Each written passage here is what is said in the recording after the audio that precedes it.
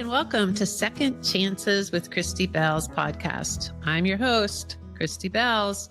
Enjoy our array of talented, open-hearted guests and their thoughtfully curated stories of second chances, life-changing choices, and new perspectives. We are here to empower you on second chances in your life.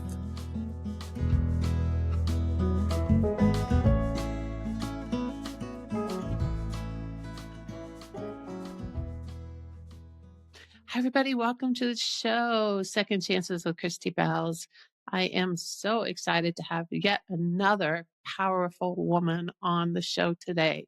Cristal Torres DeHerrera is a nationally recognized civic leader, attorney, and executive dedicated to building stronger communities through collaboration, equity, and economic opportunity. She currently serves as the Chief Operating Officer of the Denver Zoo Conservation Alliance, where she helps lead strategy and operations for one of the region's most beloved cultural institutions. Prior to that, Cristal served as the Executive Vice President and Chief of Staff at the Denver International Airport, where she helped guide the airport through major strategic initiatives and the challenges of the global pandemic while advancing its long-term Vision 100 plan. Early in her career, Cristal was the Deputy City Attorney for the City and County of Denver, advising the mayor and city leadership on major legal and policy matters and helping lead initiatives, including the governance structure for the National Western Center and programs supporting immigrant legal defense. Cristal began her legal career as a partner at the law firm Brownstein, Hyatt, Farber, Schreck, focusing on mergers and acquisitions, securities law, and complex transactions. The daughter of parents who instilled a deep sense of civic responsibility and community engagement, Cristal has built her career around the belief that leadership should expand opportunity and strengthen communities. Her work has earned her numerous honors, including Denver Business Journal Outstanding Women in Business and the Christopher A. Miranda Outstanding Hispanic Lawyer Award, and the Denver Business Journal 40 Under 40 recognition. Cristal is widely respected for her ability to bridge sectors, law and government, and nonprofit leadership while remaining grounded in service and community impact. Hi, Cristal. Oh my gosh, welcome to the show. I'm so excited to have you here today. Oh, we're going to talk about so much and we have so much to catch up on. But before we start, I start everything I do, including this show, with something I call permission to pause. It's just a moment for us just to take a deep breath. Try and find our center. Close your eyes if you're comfortable. The audience always follows along. Just to pause.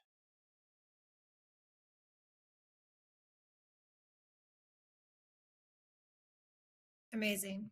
Yeah, beautiful, right? We need permission to pause. I call it P2P, right? We have to have, and women, we women need permission to pause because we don't do it very often and we don't do it well. So absolutely. Permission to pause. Okay, Cristal, I read your bio already, so we don't have to take our time together to do that, but you just are and you've known me for forever. Forever and ever and ever. So I always start the show with, how do I know my guests? So this is a fun story, and I was trying to do the math in my head because Charlie, my son, is 25, and Cristal I met when I was running a non-for-profit called Project Wise. I was working on the west side of Denver. We were working with women with low incomes who were transitioning out of supportive services and into work. And Cristal came into my world. She was an attorney at the time and wanted to be supportive in our mission and what we were doing at Project Wise. And so one of my favorite stories about Cristal is that she'd bring her baby to the meetings, and I would hold the baby during our board meetings because I was just like, unbelievable. And I think Charlie was crawling around underneath the table sometimes. Right? 100%. Andras is going to be 20. So yeah, that was about 20 years ago. And it was my eldest. That's so crazy and fun. I know. And what a journey. I mean, I have followed you kind of from afar for many, many years. I've known of your transition, but rereading your bio, I'm just like, you're badass. I mean, that's all I'm going to say. You're just a badass woman, leader, extraordinary. Christy, I stand on your shoulders. So let's be honest. I mean, you've lifted up so many women. And that's what I loved about Project Wise is it was women supporting women because we know it's not easy. And yet we still want to help each other and open up doors. Yeah. Yeah, absolutely. So let's talk about your journey. I really want to start in your youth because your parents were so significant in your development and some of your values and what you hold dear. And then we're just going to move through. So this is the story of Cristal. Like, tell us about you and what brings you to this point in time in life and in your business and, in all the contributions that you're making to our world. Well, I love that your podcast is called Second Chances because I feel that my life has been full circle moments over and over again, but always coming back to the values and the people that made me who I am. And so my parents are my heroes, just plain and simple. They grew up so humbly. My mom was not born in this country. She was actually born in Mexico. My dad was born in East LA, both very, very humble, but grew up with such a sense of honor and integrity and so proud to be in this country because both on my dad's side, my grandfather became a citizen while he was serving in the Army Air Corps, which was the Air Force way back in the day, but he signed up after World War II and Pearl Harbor got bombed. And so that's how my dad's side of the family became citizens. And my mom later, I remember going to my grandparents' citizenship ceremony in downtown LA when I was in elementary school, and I helped them study for their citizenship test, but just being so proud to be here and the opportunity this country provided. And the common thread through all of this was community. My parents really believed and took us out every weekend. So there were three things we did every weekend growing up. We were with family. We went to our grandparents' house, whether it was in the Coachella Valley. This was before the music festival. This is when there was fields and agriculture, or East LA with my cousins. And so we were always with family. We went to church. And the third thing we did is we were always at some sort of community rally or gathering. And so we would load up on buses in LA and we'd go to all parts of LA and we would go and come together with people from all across the city. And it was people from all walks of life, all different backgrounds. And we would go, and my parents were really involved in social justice movements. And so that's how I grew up. I literally grew up in that environment every weekend, growing up as a kid. And so it taught me a lot of things, but it taught me the power that one person standing up for another can make. And also to never be afraid to do the right thing if it would help someone else. And that was so important. And it really left a mark on me growing up because it wasn't about title. It wasn't about, having money. It was about influence and lifting up others. And it was taught that success is about lifting up others. It was never individual. It was community. If you were only successful, if you could truly make a difference in the lives of others, that was what I was taught success looked like. And so throughout my career, and as different as mergers and acquisitions at a major law firm can be from public service and then now being at the zoo, that thread is something that's just woven through my entire career. It really was about getting the skills and helping people uplift others. And so that is the common thread. But it started with my parents, and they are my heroes, and they are just, I'm so grateful for the love and support that they gave me. And just, they grounded me in the best of ways. And also just not taking things for granted and being very proud of those humble roots. And, it makes me really appreciate, particularly in the roles that I have been in leadership, where I really appreciate every level of the organization, whether it's the janitorial staff and going and talking with them and understanding what they need, all the way up to investors or the board or somebody else. It doesn't matter. We all contribute to the benefit of what we do. And so that's just something that I'm really proud of that my family taught me. I love that. I love that. And it just emanates through you. I mean, it just is you. Yeah, it's just you, right? That's called authenticity, when you are so aligned with your values and you espouse them, you live them, you demonstrate them. And we all know what they are for you. It's just beautiful. Gosh, I love that. All right. So let's move through. Like, you grew up with this great, amazing foundation of community and culture and, and then you decided to go to college and you became an attorney. I know. And ended up in in acquisitions and, like, come on, tell me about that. Like, what happened? I know. Well, I'm the only lawyer in my family. Everyone, because everybody else went into teaching or nursing or something different. And so I was a bit of the, what is she doing? But all of it was because, in many respects, I grew up translating a lot from my grandparents and at a really interesting time in LA where there was a lot of just social movements going on. And I actually originally wanted to be a journalist. And I thought that if I wrote about the facts and brought things to life, like that was enough. And I realized at a young age that no, that wasn't. And so I wanted to have something with a little more oomph to it. And so that's why I went and got my law degree. But when I was at Berkeley, I fell in love with my mergers and acquisitions classes and my securities law classes. And it just intellectually excited me. And there's so much history that people don't realize that are caught up. Like the history of our nation is the bedrock for a lot of those foundational principles of law. And so for me, I just loved it, like intellectually loved that side of it. And so went to Brownstein, and I love my Brownstein family. I still call them my Brownstein family. And started mergers and acquisitions with a newborn, which was a bit crazy. And I don't necessarily advise to anyone, but when you're young and you are the first in your family, I was the first in my family to go to law school. I was the first in my family to work at a job like that. I didn't know better. I didn't know that that was potentially, I don't know, crazy. Correct. And I just was like, okay, I'll just do it. And my husband is also a lawyer, and he was working on a major trial out of state. And so I literally started mergers and acquisitions with a newborn and no husband in the state for about a year. And he'd come back for weekends, but that was hard. That was really hard. And I always like to tell people that I mentor that I was not always a safe bet, because I was not always a safe bet. And I certainly did not fit the profile of the typical first year associate with baby, newborn and, first in her family and all these things. But what I loved about Brownstein and why I chose Brownstein was because of Norm and Steve. And it was at a time in the firm when you still knew Norm and Steve. And they are self-made men. And they meant so much to me because they grew up like I did. And they built something to make people's lives better. I know lawyers get a bad rap, but at the end of the day, lawyers are really there to make people's lives better. And nobody embodies that more than Norm Brownstein and Steve Farber. And I had the benefit of getting to know both of them very personally while I was at the firm, and they inspired me.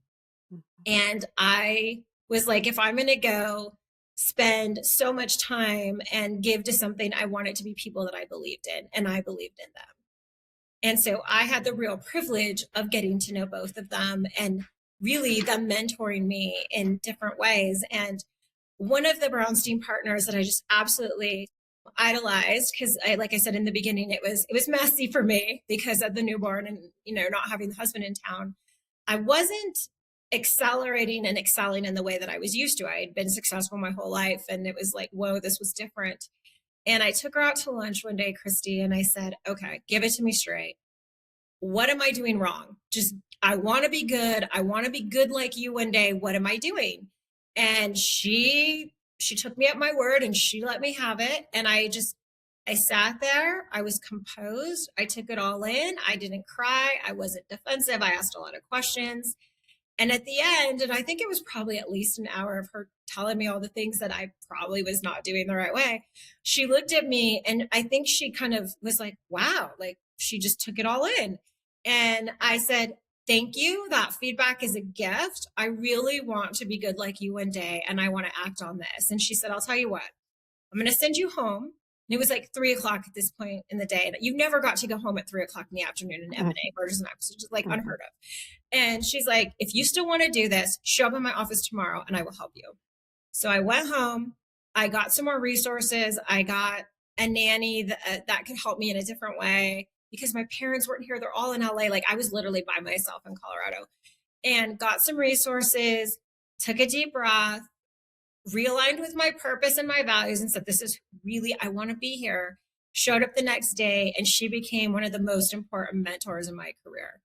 And my whole career turned around, but it took me taking that first step of taking that risk and asking for how I could be better, and then leaning into it, and then taking actionable steps and being a good mentee to make it happen. I At love the that. same time, doing it in a way that was still true to me and my values. And so I always tell people, that's why I love that your podcast is Second Chances, is like, I was not always a safe bet. And I share that example a lot because I could be living a completely different life if I wouldn't have done that one thing in my career. Mm-hmm. That was a really defining moment in the career of Cristal. Yeah. I love that story too. And I agree with you, Norm and Steve. Steve Farber, particularly for me, just has a very, very love, they're incredible. They were incredible. And what They're they created incredible, then. Yeah. Yeah. incredible human beings. I still keep in touch with Norm to this Yeah. day, and I Yeah. learn from him every time I speak with him. Yeah. And I was, as you say, so blessed because I had both of them in my life, and I learned a lot from both of them. And whenever I see their families, I mean, I tell everybody who will listen how much they meant to me, because I feel very lucky that I grew up there at a time where that was possible. But that is why I chose Brownstein. I love that. So Ferd, my husband, is a real estate developer, and Brownstein was their attorney throughout the years. So that's how I got to know the Brownstein firm, and Norm and Steve Farber as well. Who was your mentor? I'm dying to know if I know or not. It was Elizabeth Paulson. Oh my gosh. I love it. Yeah. Yeah, she changed my life. Yeah. She changed. And that's what mentors can do. I don't know if you remember this, but in Project Wise, one of the reason I ended up at Project Wise out of graduate school was to start a mentoring program. And it was such a juxtapost because I was at the Junior League of Denver working in public policy, and I was at Project Wise I actually went and implemented a mentoring program, and I put those two things together. So I had the junior leagues volunteering with the women, right? And that mentorship. And now we call it sponsorship, right? And the leaders I work with today, we call it sponsorship. It's not just about advice giving, but it's about this idea of you open doors for people. That's right. You introduce them to people. You create opportunities, right? For people that are in your field to grow and develop alongside of you, right? So it's not a hand up. It's a come on. Absolutely. Oh, absolutely. I mean, it's so funny. Whenever I talk to women that I mentor, I tell them you need three things. You need a mentor who can review your work and coach you and help you professionally develop. You need a sponsor who can talk about you when you're not in the room to get you that reach project, or to get you that visibility with a client, or to just help you tackle something that you never would have otherwise gotten the opportunity. And I also say, and you need a board of directors, because, and this is the corporate lawyer in me, but I have a board of directors where I have people in my life that I have asked to almost informally advise me as if they are on my board, because they are going to push me in a different way, professionally develop, think about things, strategic thought partners like my kitchen cabinet. And it's so valuable. And there are three different layers that just are helping you grow and be the best version of yourself. Awesome. I've not heard of board of directors, but I'm going to get one. Yes, I've had a board of directors for a long time, and it evolves over time. And on all of my board of directors, I also have one person who is there, going back to the values and kind of the family component, who is there to be sort of that person to anchor me and to make sure that I am still being the mom, the wife, the Cristal that's taking care of me. So like I have that balance in the board of directors. It's not just career oriented. It's also like having that person who I talk to about, okay, in the midst of all of this, I still have to be me. And we all make mistakes. We all screw up. But the one thing I cannot screw up is my children. And, I'm just like, I cannot, I have to, and so just making sure that I'm being really thoughtful through that lens. And so I feel really blessed. You laugh because it is the most challenging job. They will tell it to you straight. And nobody grows you like your child. That's right. Nobody grows you like your children. Yeah. And they just mirror back for you exactly what you don't want to see about yourself, don't 100%. They? Like, oh my gosh. 100%. Yes. Yeah. You're like, okay, that was very humbling. Got it. Yeah. Thank you. Yeah. Thank you very much for sharing. Thank you for taking me down 3 pegs. Duly noted. Sorry, I just feel you on that one. Oh, I know. Well, I mean, our kids are probably, I've got 3, and they, it's humbling all the time. All the time. All the time. Every moment. Oh, Lord. All right. So from Brownstein, you went to work for the city and county of Denver. And I that was a really interesting time and had to I have been. You were working with the mayor did. at the time. And let's touch in on that real quick. Yeah. So all my time at Brownstein, I was also really active in the community because of the way I grew up. And so I was that crazy M&A lawyer who would go be out late trying to get a deal done, go out to events with Steve and Norm, come back, do more due diligence, close the deal in the morning. And I was like at events all the time and really active in the community. And that's actually how I got to know Mayor Michael Hancock, who was a city council person at the time. And so when he came into office, as he was kind of settling into his first term, he and Scott Martinez had reached out to me to be the deputy city attorney. And I had actually originally said no, because I had just made partner at Brownstein. I loved being at Brownstein. I mean, I actually thought I was going to be at Brownstein for my entire career. I used to joke with Norm about that all the time. And I just wasn't at a point where I was ready to give up everything I had worked so hard to do. It was really hard to make partner. I had to put in a lot of time and investment. But that the way I grew up and that call to service really resonated with me. So it was, I kind of circled back after a few months with the mayor and was like, okay, like I'm ready to do this. And so they brought me in and I became deputy city attorney, and I was co-leading with the city attorney, the largest public law office west of the Mississippi. So you're talking, over 220 legal professionals.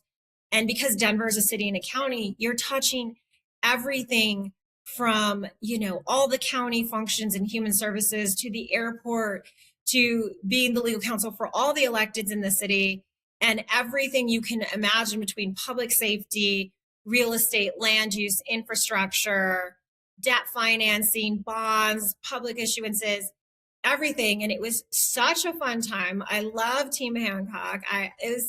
I love that team. I was with Mayor Hancock 3 terms, and I learned so much from his leadership. He is one of the most inspiring leaders that I have ever worked for. And what I loved about Mayor Hancock is he could do so many things simultaneously well that I have seen in very few leaders, and that he could connect with anyone. He could connect with a frontline employee.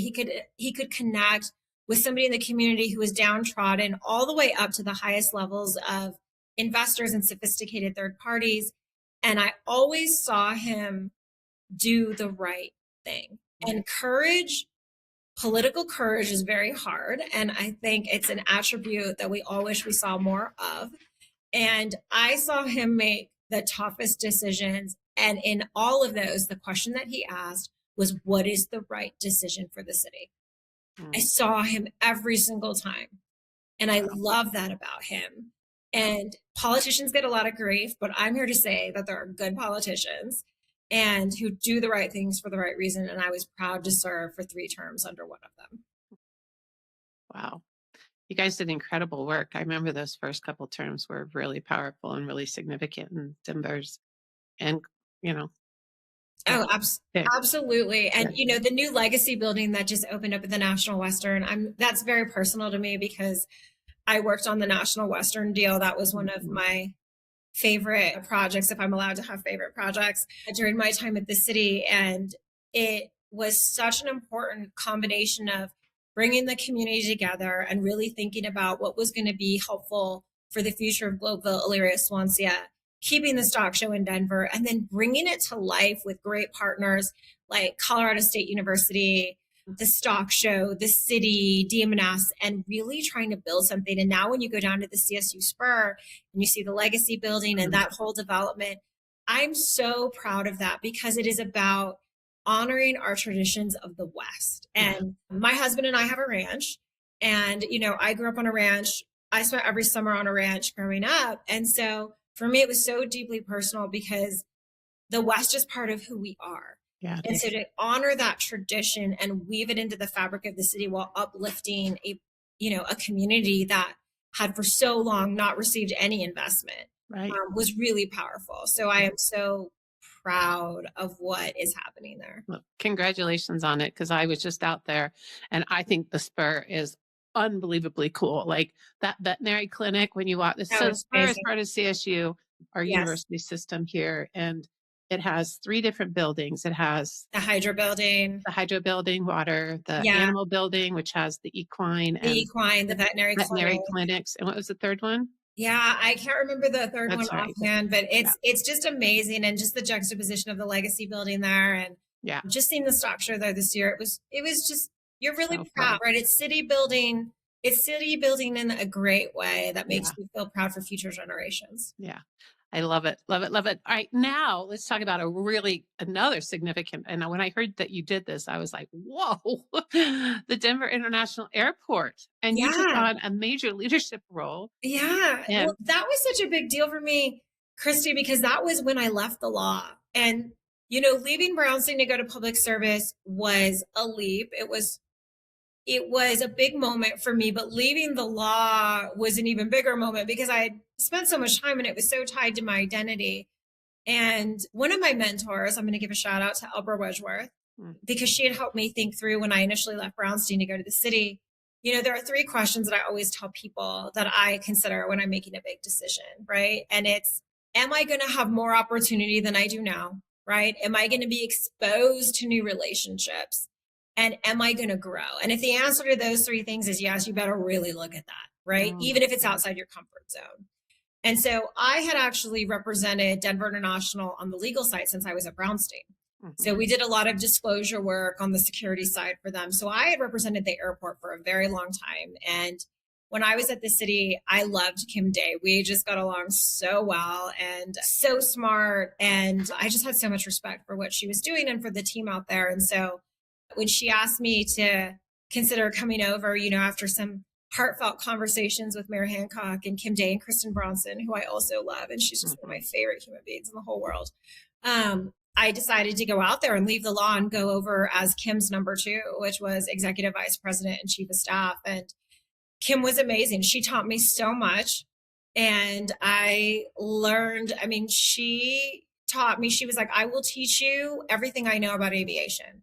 And she really taught me how to think in a different way. And I love that because legal training is great, but she opened up this whole new world for me, and the relationships that I learned and was able to connect with, whether it was the airlines or the concessions and just that whole ecosystem.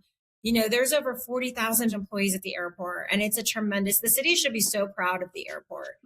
And it is a jewel, and it's a city within a city. And I loved every minute. It was hard. It was fun. And you do incredible things that drive economic impact for, jobs and people. And it's really exciting to be in the middle of all of that and just to have that exposure. But I also, because of my grandfather's story of how he became a citizen and working for the US Army Air Corps, it was deeply personal to me because Mhm. it was my American dream story. My American dream story started in aviation because that is how my family achieved citizenship.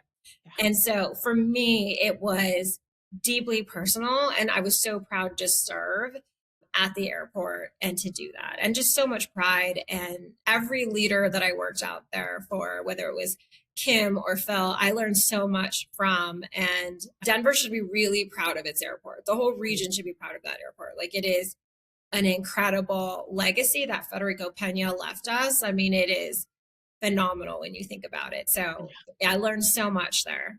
Yeah. Wow. Yeah. It is really quite extraordinary. What is it? 4th in the country? Is Yeah, it it's the 4th 4th? busiest Busiest airport airport in the in North country. America. Yeah. And, depending on the year and kind of what's going on geopolitically in the world, it can shift. All the airports kind of shift into busiest, but it is an incredible success story and will continue to drive jobs and revenue and opportunity for the whole region. And it's a great pipeline in terms of learning for students. You think about all these kids, you're like, you've got one of the top airports in the world in your backyard. Go Mhm. work there. Go get Mhm. some interesting opportunity. And so that is something I have to give Phil Washington a lot of credit for in terms of opening up that opportunity for so many students and next generation of aviation. Like, it's really incredible. So cool. All right, we're going to take a quick break here. We'll be right back with Cristal DeHerrera. Let me ask you something. Have you ever noticed how the same patterns keep showing up in your life, your work, or even your relationships? That's exactly why I created Uproot. Uproot is a transformational framework that helps you uncover the unconscious patterns running your life, reconnects you with your authentic self, and intentionally creates what comes next. For years, I've taught this work in coaching, leadership programs, and workshops. And now, for the first time, Uproot is becoming an evergreen online course you can take anytime. If you're ready for a real shift, not just another inspirational idea, join the waitlist now at christybelz.com/uproot. Your next chapter starts with awareness. Welcome back to Second Chances with Christy Belz. Oh my gosh, can you stand this conversation? This woman is blowing my mind. I mean, I know she's incredible, but now I'm like, holy moly, wow. And now we're going to talk about her current position and what she's moved and how did she get from law to the city and to the airport. And now she's at the zoo, which is so cool. Tell me about that transition. You know what? I'm just a firm believer in doing what you love, Christy, because I think I probably have the wildest resume in town, literally and figuratively, as I sit here in zebra print. But the zoo was always my safe place and a happy place with my family. To kind of go back a little, I shared with you that I spent all my summers on a working ranch. So one of my aunts moved to Oregon when I was like third grade. And growing up in Southern California, it was a bit of a concrete jungle. And as a kid, you don't know what you don't know. You just accept what's around you as normal. And when we drove up to Oregon to go see my aunt's ranch for the first time. And I remember getting out of the car and there were all these trees and the barn. And the second I walked in the barn and was with the horses, I was hooked. My whole life changed. And it was like my world went from black and white to color in a second. And what the animals just changed my life. And so I spent every summer on that ranch from the time I was third grade all the way until I got married. And it was my favorite place. I learned so much about caring for animals and also caring for myself and the happiness and grace and peace that brought me. So that moment of silence that we did in the beginning, to me, that is what I feel when I walk around the zoo and I see the animals. It is that same sense of peace. It's like I'm home. The smell of alfalfa in a barn is my happy spot. And people who don't know that side of me would be like, what? Because they just know, airport crystal or city crystal or Brownstein crystal, but that is who I am at my core. And so when I was at Brownstein and I was, working long hours, I would bring my kids to the zoo on the weekend. And the zoo was our safe place. Where as a working mom, I felt safe. I didn't feel judged. I could reconnect with my kids. We'd ride the train. We'd ride the carousel.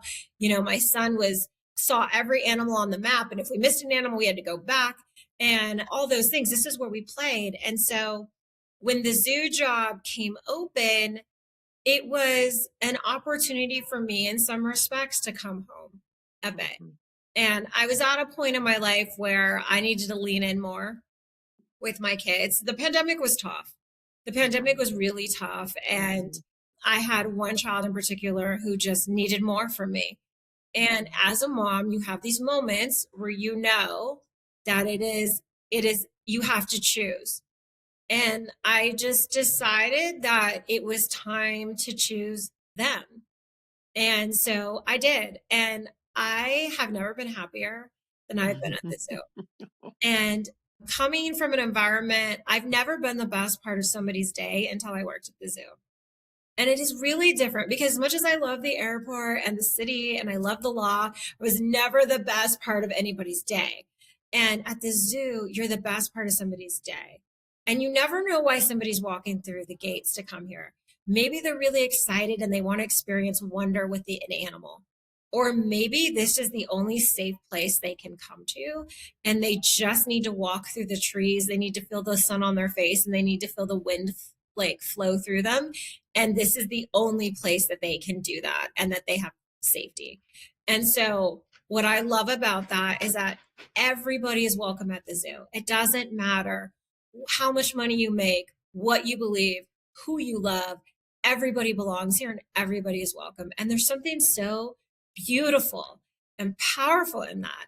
And so for me to be able to be a part of that and to be able to share the gift of wildlife and to share that gift of wildlife conservation with the communities that we love, to me, it's full circle. It ties back to everything I stand for and was raised for about uplifting communities. And so there's this, I like to think of the zoo as where the West meets the wild, because it is. Not everyone can afford to go to the mountains. Not everyone can get up there, but people can come to the zoo. And this may be their first and only connection with wildlife and the natural world. And I'm incredibly proud to be a place of joy and to make that happen. Mm-hmm. And you have those kiddos that just are so full of joy as they come through. I just heard one. I was like, I know, you can hear them outside. It's so great. There's nothing better. And you see all generations here. You see generations and people of all backgrounds. And I just love it. Yeah. I have to tell you, I went to the Zoo Lights this year. Yeah. If you are in Denver ever around the holidays, please do not miss the Zoo Lights. You guys do such a beautiful job. Yeah. It's such a great experience to walk. Yeah. And right now, Christy, you're going to have to come see it. We have what's called Glowing Wild, and it's these really fun animal lanterns. They're in the shapes and size of animals. I mean, they're huge and they glow and they light up at night. And so we've got that going on right now. It's about to start next week. And you'll have to come and check that out, because it's just another way. And we're having a warm spring. So come hang out and see that. It's just another way to enjoy the zoo. Oh God, I just love you. All right, let's tell people about the zoo, how they maybe can learn more about Glow Lights and you, and how if people want to be in touch with you and learn more about you and your journey. Let's share with the audience how they can get a hold of you and know more about the zoo. Oh my gosh, I will talk. I am a big believer, and I had so many people open up doors for me. You've heard about some of them today. I really get so much out of opening doors for others. So no matter where you are in your life or what you want to do, if there's something in here that resonated for you, definitely feel free to reach out and email me and be like, I heard you on Kristy's podcast, because I would absolutely meet with you, connect you with the team. I talk to so many students who want to be vets or who want to pursue a career on the zoo side or just want to talk about life. And I love it, because again, I wouldn't be where I am today without people who did that for me, including the phenomenal Christy Belz, who has given me so much good advice over the years. So Christy, I am happy for you to send out my email and people can have that. Okay, we'll put it in the show notes. Yeah. And so we'll put those in the notes. I think that would be really great for people to have, because I would welcome that, and happy to chat and sit down with anybody.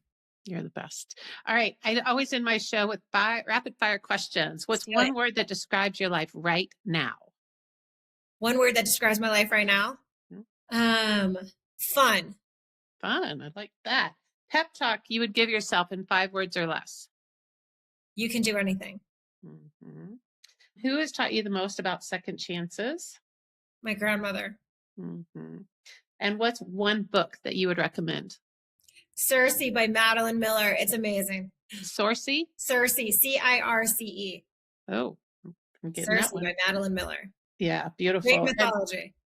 Greek mythology. I love it. All right. And these times and days, what gives you hope right now? Conversations like these. I mean, I show up every day at a place that gives people hope, pride, and possibility. That is the zoo.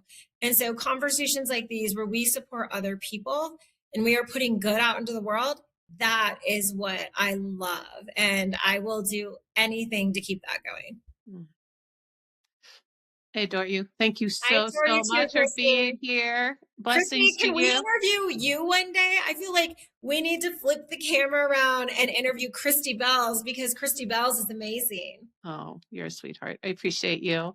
Have a blessed day. I look forward to seeing you soon. Thank you so much. This was a treat. It is the joy of my life to showcase the voices of people and the messy details of life's journey. As you have experienced, my guests are thriving with purpose and style, but that does not mean that their life is easy and without challenges. I've dedicated my life to you and your journey. Thank you for listening to Second Chances with Christy Belz. Please subscribe and learn more at christybelz.com/second chances.